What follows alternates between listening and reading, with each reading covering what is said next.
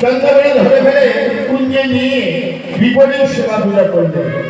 আমার লক্ষ্য করবেন, নাহলে বলতে পারবেন না।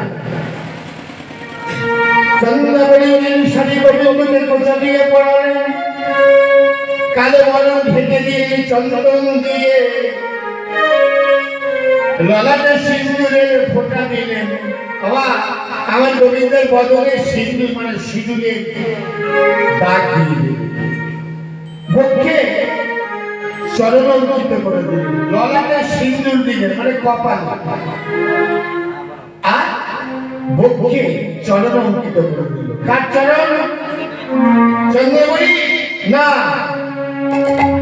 রাধারানী চরণে অঙ্কিত করেছে। চন্দ্রমণি ভগবানকে বক্ষে পেয়ে ঘুমিয়ে পড়লেন। কিন্তু ভক্ত ঘুমাতে পারে বাবা, ভগবান কি ঘুমাচ্ছে? চন্দ্রমণিকে ডাকছে, চন্দ্রে নিশির শেষে তুমি ঘুমাবে? চন্দ্রমণি বাহু প্রসাদ সুন্দর করে আমার গোবিন্দ রাধার কুঞ্জের দিকে পদ বাড়ালেন।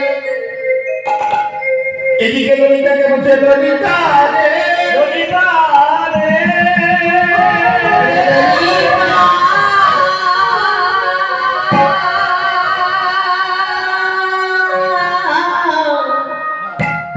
ওরে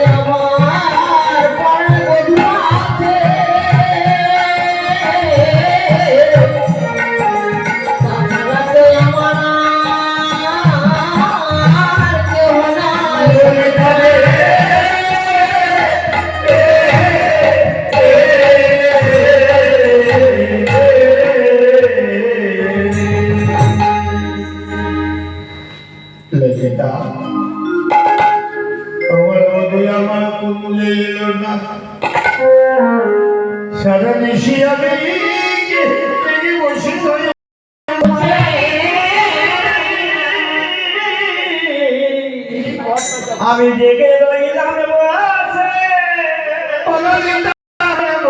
আমার কুঞ্জে এলো না, আমার বধূ কুঞ্জে এলো না রে। আমার গোবিন্দ যখন এলো না, মা রাধারানী যা যা কিছু জোগাড় করেছিলেন সেবা দেবে বলে গোপনে ভাষাই দিবে। আচ্ছা বলুন তো, সেই রাধারানী কি ঘরে চলে গেল? না, আবার এই কুঞ্জে এসে বসলেন। আমরা হলে চল ঘরে যাই, আমরা ঘরে যাই। রাধারানী বসে রইবে, লক্ষ্য করবেন না। এমন সময় রাধারানী যখন আসলেন কুঞ্জে, রাধা মাধব আসে।